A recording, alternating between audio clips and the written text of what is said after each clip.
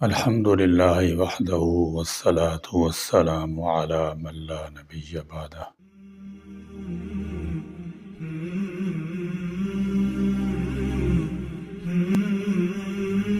کہ 5 سال قبل جناب نگر میں قادیانی کمیونٹی کے چند ارکان نے قرآن مجید کی تعریف شدہ تفسیر صغیر لڑکوں لڑکیوں میں تقسیم کی۔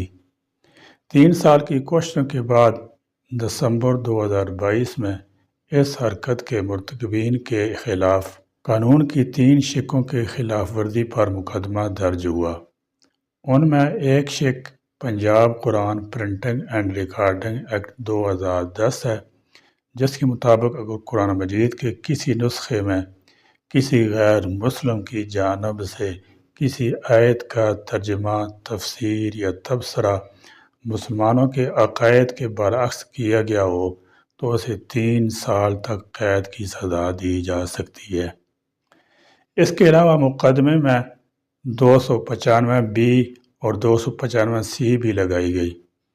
7 جنوری 2023 کو مذکورہ بالا قانونی شقوں کی خلاف ورزی کرنے کے الزام میں مبارک ثانی نامی شخص کو گرفتار کر لیا گیا، کیونکہ وہ تحریف شدہ تفسیر تقسیم کرنے کا مرتکب ہوا تھا۔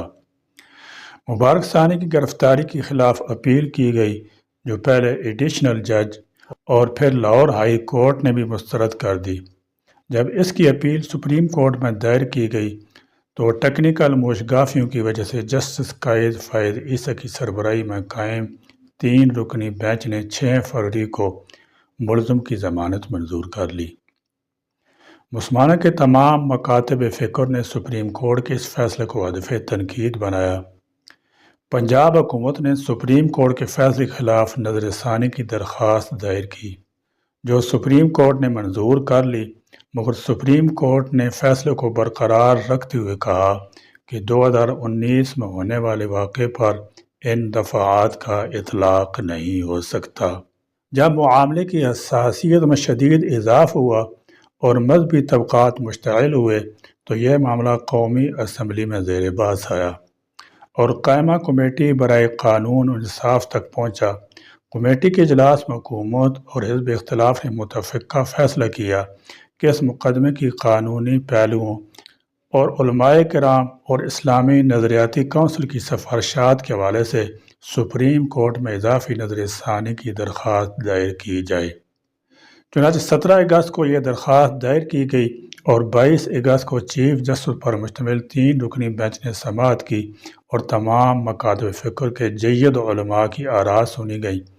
علماء نے عدالتی فیصلے میں قابل اعتراض مواد کی نشاندہی کرتے ہوئے واضح کیا کہ فیصلے کے پیراگراف نمبر 42 میں تبلیغ کا لفظ استعمال کیا گیا ہے، یعنی اس کی غیر مشروط اجازت دی گئی ہے، تو اس طرح پیراگراف 7 میں لکھا ہے کہ آمدی نجی تعلیمی ادارے میں تعلیم دے رہا ہے، اس سے یہ تاثر مل رہا ہے کہ وہ نجی تعلیمی اداروں میں اپنی مذہب کی تعلیم دے سکتا ہے۔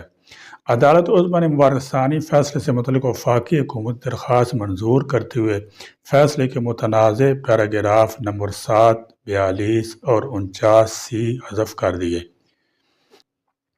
جس کے بعد قوم میں پایا جانے والا شدید اضطراب اور اشتعال اطمینان میں بدل گیا۔ عدالت عظمیٰ کے اس فیصلے کے بعد جمعۃ المبارک کے دن کو تمام دینی حلقوں نے یوم تشکر منایا۔ اس معاملہ میں نمایاں ترین پہلو یہ تھا کہ رسول کریم صلی اللہ تعالی علیہ وسلم کی ختم نبوت کے تحفظ کے مسئلہ پر ملک میں موجود تمام مسالک اور مکاتب فکر نے مکمل اتحاد اور یگانگی کا مظاہرہ کیا۔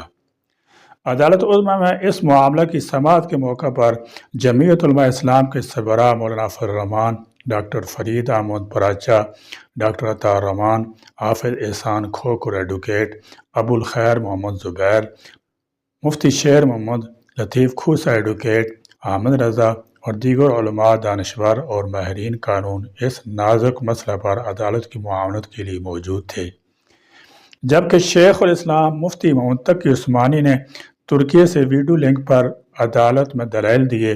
فیصلہ کے پیراگراف 7 میں لکھا گیا تھا کہ FIR میں ملزم پر مجموعہ تعزیرات 295 بی کا تو ذکر کیا گیا ہے، لیکن کسی قانونی شک کا صرف ذکر کرنا ملزم کو اس دفعہ کے تحت جرم کے لیے ذمہ دار ٹھہرانے کے لیے کافی نہیں ہوتا۔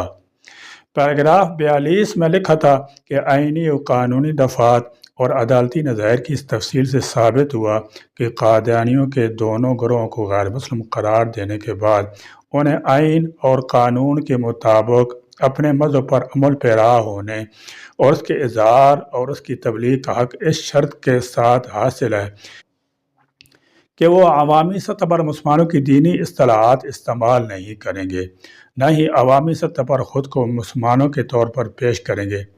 جناب مفتی تقی عثمانی نے کہا کہ عدالت نے قرار دیا کہ قادیانی مبارک ثانی بھی تعلیمی ادارے میں معلم تھا۔ گویا عدالت نے تسلیم کر لیا ہے کہ قادیانی ایسے ادارے بنا سکتے ہیں۔ عدالت نے کہا قادیانی بند کمرے میں تبلیغ کر سکتے ہیں، جبکہ قانون کے مطابق قادیانی کو خود کو مسلمان ظاہر کر کے تبلیغ کی اجازت نہیں۔ عدالت نے سیکشن 298C کو مد نظر نہیں رکھا۔ مفتی محمد تقی عثمانی نے دلائل دیتے ہوئے کہا کہ ہم نے نظر ثانی کیس میں جو رائے دی اس کو نظر انداز کیا گیا۔ نظر ثانی درخواستوں کے فیصلے میں کچھ قرآنی آیات کا حوالہ دیا گیا۔ اچھی بات ہے کہ منصف اعلیٰ پاکستان فیصلوں میں آیات کا حوالہ دیں۔ انہوں نے فیصلے کے متنازع پیراگراف حذف کرنے کی استدعا کی۔ مفتی تقی عثمانی نے کہا کہ قادیانی خود کو غیر مسلم تسلیم نہیں کرتے، وہ خود کو اقلیت مان لیں تو ان کو اقلیتوں کی نشستیں بھی مل سکتی ہیں۔ سماعت مکمل ہونے پر عدالت عظمیٰ نے نظر ثانی اپیل پر علماء کرام کی تجاویز قبول کرتے ہوئے فیصلے کی درستی سے متعلق وفاقی حکومت درخواست منظور کر لی اور 6 فروری فیصلے کو 24 جولائی 2024 کے اپنے فیصلے سے معترضہ پیراگراف حذف کر دیے اور یہ بھی فیصلہ دیا کہ مبارک ثانی نظر ثانی کے ایسے فیصلے کے حذف شدہ پیراگرافوں کے عدالتی نظیر کے طور پر پیش نہیں کیا جا سکتا۔ یہ امر بھی نہایت خوش آئند ہے کہ علماء کرام، حکومت، حزب اختلاف، قومی اسمبلی اور اسلامی نظریاتی کونسل سمیت دیگر متعلقہ اداروں میں عقیدہ ختم نبوت تحفظ پر مکمل اتفاق رائے پایا گیا۔ چیف جسٹس قاضی فیض اس نے تسلیم کیا کہ ان سے غلطی ہو تو اصلاح بھی کرنی چاہیے، اس کی اصلاح ہونی چاہیے۔ سپریم کورٹ کے اس فیصلے پر مذہبی رہنماؤں اور علماء کرام نے اطمینان اور خوشی کا اظہار کیا۔ فیصلہ آتی ہی مظاہرین واپس چلے گئے۔ اس فیصلے کے بعد سوشل میڈیا کے ذریعے ایک مخصوص طبقے کی طرف سے چیف جسٹس کو کوسا جانے لگا۔ اس فیصلے سے نالان طبقہ طے شدہ معاملات کو دوبارہ کھولنا چاہتا ہے۔ چیف جسٹس نے غلط فیصلوں کو درست کیا تو اس پر اعتراض نہیں، اس کی تحسین ہونی چاہیے۔ اس مخصوص طبقے کا ایک گروہ نوجوان لڑکے لڑکیوں پر مشتمل ہے۔ یونیورسٹیوں میں یہ مسلمان لڑکے لڑکیوں سے میل جول پڑھاتے ہیں، ان کے ساتھ حج عمرے کرتے ہیں، ان کو اپنے چنگل میں پھنسا کر شادی کر لیتے ہیں، جس سے ان کی کمیونٹی میں بے حد سراہ آ جاتا ہے۔ پاکستان میں ان قادیانی مبلغین کے مکمل اخراجات کمیونٹی اٹھاتی ہے۔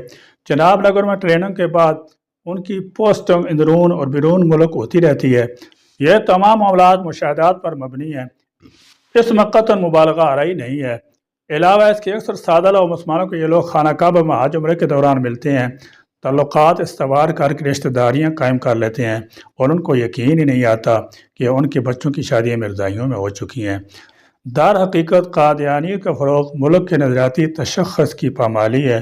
اس حساس مذہبی معاملے پر ملک کے مقتدر طبقات نے تحمل، سنجیدہ مکالمے اور علمی مذاکرے کے ذریعے مسئلے کو جس انداز میں حل کیا ہے، دراصل وہ ہماری تہذیبی اقدار کے عین مطابق ہے اور سیاسی مذہبی قیادت کی بالغ نظری کی نشاندہی کرتا ہے۔ ہمیں اپنے قومی معاملات کو اسی بالغ نظری، تحمل، برداشت اور مکالمے مذاکرے کے ذریعے حل کرنے کی ضرورت ہے۔ نوجوانوں کو ورغلانے اور انہیں بیرون ملک ملازمتوں اور سنہری مستقبل کے خواب دکھا کر قادیانیت کے جال میں پھنسانے جیسے متعدد معاملات یہاں پیش آتے رہتے ہیں اور آ رہے ہیں۔ لہذا قادیانی کی سرگرمیوں پر مذہبی جماعتوں کی تشویش اور اضطراب بے جا نہیں تھا۔